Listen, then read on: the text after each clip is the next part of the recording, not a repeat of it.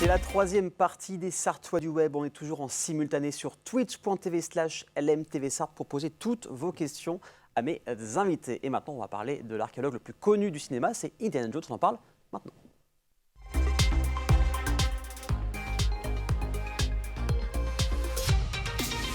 Le premier est sorti il y a 42 ans. Il s'apprête à rendre son chapeau et son fouet dans 2 semaines dans son prochain film. Pour en parler, un fan, un passionné, surtout l'auteur d'Indiana Jones, explorateur des temps passés, Romain Dasnois. Salut Romain, comment ça va? Salut Aurélien, je vais très bien et toi-même? Bah écoute, ça va très bien. Tu sais, quand on parle d'Indiana Jones, moi je suis toujours heureux. J'imagine On que est toi toujours heureux. aussi. On t'a aperçu dans un documentaire sur une autre chaîne il n'y a pas si longtemps que ça. Donc voilà, ce livre, Ouais. Indiana Jones, sorti il y a quasiment un an, ça parle de quoi exactement ce bouquin? Alors, le principe d'écrire un livre sur Indiana Jones, au départ, quand on écrit ce genre de livre, on essaie toujours de trouver un angle particulier. Ouais. Là, effectivement, le but, c'était de dire, c'est compliqué de trouver un angle avec Indiana Jones, puisque le premier angle, c'est de toujours préciser aux gens qu'Indiana Jones, ça n'est pas seulement 4 films et bientôt 5, Hmm. c'est tout un univers étendu. Ouais. George Lucas, le créateur d'Indiana Jones, a voulu que son héros soit le grand témoin un peu omniscient du XXe siècle. Alors, ça n'est pas une divinité, ça reste un archéologue, mais il y a tout ce rapport avec l'histoire et on va dire les civilisations humaines au sens large et presque même au sens philosophique. Donc il y a une série, il y a des comics, il y a des jeux vidéo, il y a Hmm. évidemment des films et tout ça, c'était en soi un angle à explorer dans ce livre et c'est donc ce que j'ai fait. On parle évidemment beaucoup des livres, des films, mais également de tout le reste et tout le reste, mine de rien, est assez massif. Donc c'est passionnant, en soi et bientôt il y a un 5e film donc et sans doute d'autres choses à venir, on verra. Le premier film, c'était L'Arche perdue, c'était le premier film que tu as vu d'Indiana Jones ou pas? Quel était le premier que tu as vu? Alors alors justement, c'est souvent une question qu'on me pose, je Ouais, n'ai pas la réponse. Je pense que le premier que j'ai vu, c'est l'Arche d'Alliance, mais d'accord. je ne suis pas sûr puisque le souvenir que j'en ai, c'est, le héros dans la jungle et le héros dans la jungle, pour ceux qui savent, on a un passage dans le premier film et on a un passage aussi dans la jungle dans le deuxième film, donc je ne Exactement. sais pas lequel des 2 j'ai vu en premier. Donc dans la jungle. Mais c'est vrai que c'est devenu rapidement une icône. Harrison Ford, enfin voilà, il était révélé avec Star Wars. Comment t'expliques ce succès? C'est aussi avec Laura, George Lucas, Spielberg qui ont vraiment défini le blockbuster dans les années 70-80. Ouais. Comment on explique vraiment ce Bah, succès sur Indiana ouais, Jones? c'est ça. Bah, c'est ça, à la fin des années 70-80, il y a une métamorphose, hein, du cinéma hollywoodien, pour aller vite, hein, mais évidemment, cette métamorphose, c'est un peu, c'est un changement un changement de vision, c'est un changement de génération, hein. Tous les grands, cinéastes vieillissants laissent leur place à tous ces, nouveaux, cinéastes, réalisateurs.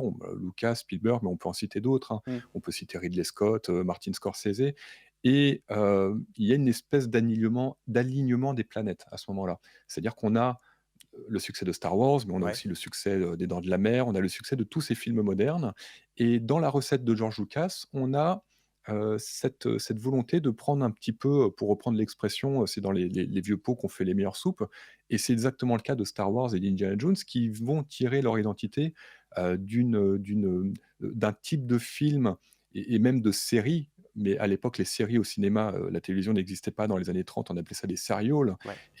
et de la culture pulp et tout ça, ça donne un héros, Indiana Jones, qui est un nouvel héros en 1981, mais qui est tiré, qui est déjà la figure d'un héros archétypal qui existait déjà avant.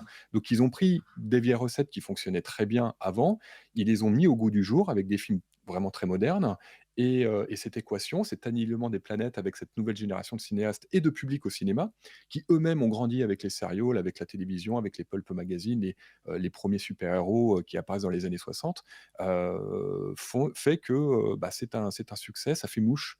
Donc on peut l'expliquer assez facilement et puis en même temps, il y a cette petite magie qui fait Ouais. que, bah, on a un petit peu du mal quand même à se dire: «Mais comment ça a pu devenir aussi énorme d'un coup?»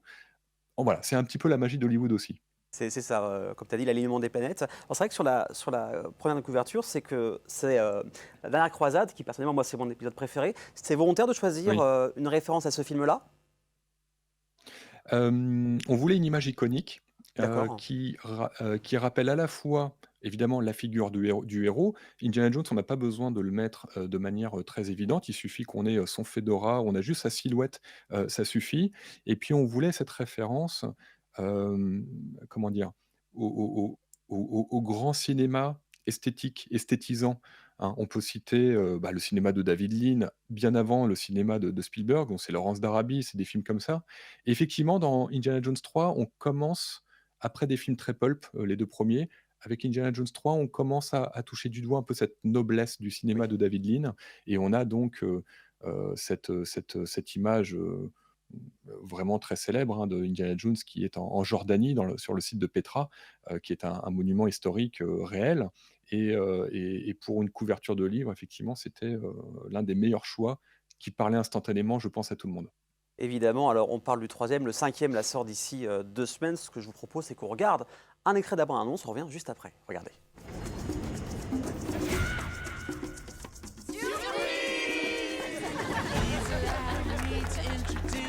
Je pars à la retraite. Bon bah alors, qu'est-ce qu'on boit? Un verre pour ma filleule. Un cadran qui pourrait changer l'histoire. Pourquoi tu cours après la chose qui a rendu ton père à moitié dingue? On ne bouge pas, faut qu'on sorte d'ici. Stop! Désolé. Le professeur Jones, trouvez-le.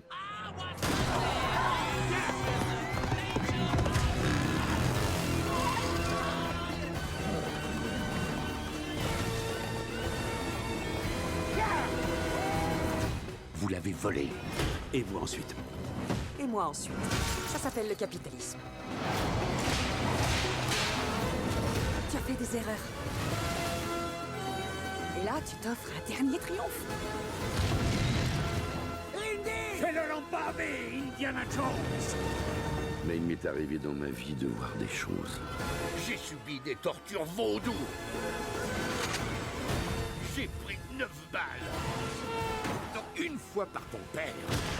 Ah, Je suis désolé. Mais ça, je l'ai cherché. Toute ma vie. Sorti dans 2 semaines, Indiana Jones, c'est le cadran de la destinée. Donc on voit un Harrison Ford rajeuni de plusieurs décennies. Quelle était ta réaction quand tu as appris qu'un cinquième opus était prévu? Parce qu'il y a eu beaucoup de critiques sur l'âge d'Harrison Alors Ford, hein, qui fête ses 81 ans cette année. oui. Tout à fait. C'est rigolo pour ceux qui n'ont pas l'anecdote, dans la série Indiana Jones écrite par George Lucas qui a été diffusée, au tout début des années 90, on voit apparaître un Indiana Jones qui a Oui. 92-93 ans, et qui raconte ses histoires, et puis ça renvoie le spectateur dans sa jeunesse, et c'est les aventures du jeune Indiana Jones. Ce qui est intéressant, ce qui est rigolo, c'est que l'acteur qui jouait le vieil Indiana Jones, qui s'appelait Oui. George Hall, et bien Harrison Ford est devenu plus vieux que lui, hein. George Hall est décédé maintenant il y a un moment. Et Harrison Ford est devenu plus vieux que l'acteur qui jouait, son D'accord. rôle, à l'âge de 93 ans, 80, l'acteur n'avait pas cet âge-là. Donc ça, c'est pour l'anecdote un peu rigolote. Moi, j'ai pas été spécialement surpris parce que je savais qu'ils allaient faire un cinquième film. Ok.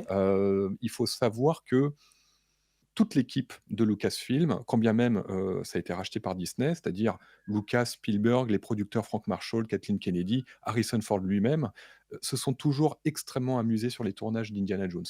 Donc, ils ont toujours voulu faire un troisième film, ça a pris un peu de temps. Ils ont toujours voulu faire un quatrième film, ça a pris beaucoup de temps.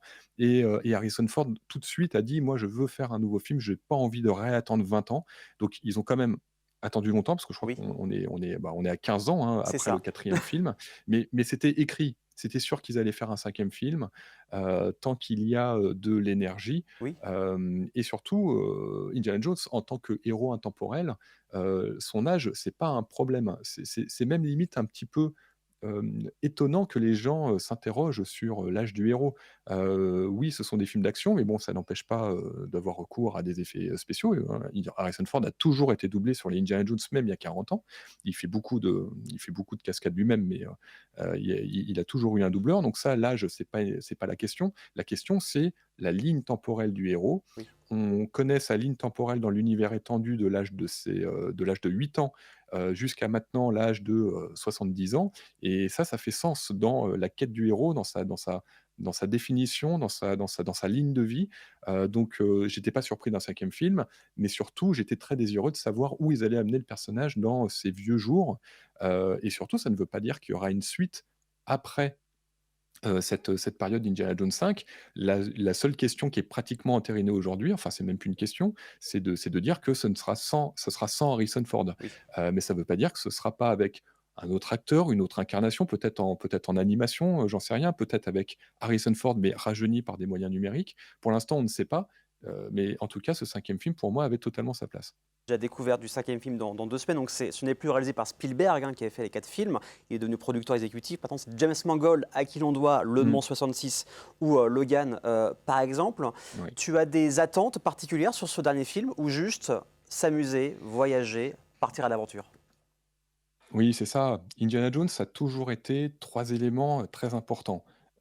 L'aventure, c'est-à-dire voir du paysage et voir des choses exotiques et voir des choses un peu, différentes, hein. On n'est pas sur un film d'action à New York, par exemple, comme dans Spider-Man. L'action, évidemment, il y a toujours eu d'action dans Indiana Jones et l'humour. Ça a toujours été des films drôles, ça a toujours été Mmh. pratiquement des comédies. Ça, on l'oublie souvent. Alors, il y a toujours eu, un petit peu cette opposition entre l'humour et parfois la violence et même parfois la violence un peu dark, hein, comme on l'a eu dans le 2e film, ou parfois même une dimension un peu dramatique, comme on a pu avoir dans le 3e film, ou alors vraiment un mélange d'humour, action, assez omniprésent, comme c'est le cas dans le 1er et dans le 4e. Donc ces 3 éléments, moi, c'est ce que j'attends le plus, mais a priori de ce que l'on voit, et des premiers retours qu'on en a eu, hein, de ceux qui ont eu la chance de le voir. Je rappelle que l'avant-première américaine a eu lieu hier soir, donc C'est ça. c'était intéressant de voir tout ce remue-ménage, on va dire, autour de cette sortie. Même Spielberg était présent, hein, évidemment en tant que producteur. Donc je pense que ces 3 éléments, on les aura et c'est tout ce que j'attends. Voilà, je c'est pas que je suis pas quelqu'un d'exigeant, mais Indiana Jones a toujours été du cinéma popcorn. Dès le 1er film, Lucas et Spielberg l'ont martelé, c'est du cinéma popcorn. Donc et c'était le cas avec le 4e film, donc c'est bien d'être exigeant, mais je pense qu'il faut aller voir ce film-là comme un bon divertissement, qu'on va garder des années, des décennies avec nous. Mais c'est un bon divertissement et je pense que c'est exactement ce qu'ils nous ont fait. Eh ben, merci beaucoup Romain en tout cas pour ton expertise. On peut te suivre sur tous les réseaux sociaux, hein, sur Twitter, sur Twitch, Oui. tu as une chaîne YouTube également, Instagram, enfin, on te trouve partout en fait. Et aussi le livre C'est toujours vrai. disponible, Indiana Jones, explorateur des temps passés. Merci beaucoup Romain en tout cas, Merci à toi pour l'invitation. avec grand plaisir. Et dans 2 semaines, on pourra découvrir les nouvelles et dernières aventures d'Indiana Jones. Dans quelques instants, on revient un petit peu en Sarthe pour sortir une spéciale fête de la musique, mais ça c'est juste après la pub. À tout de suite.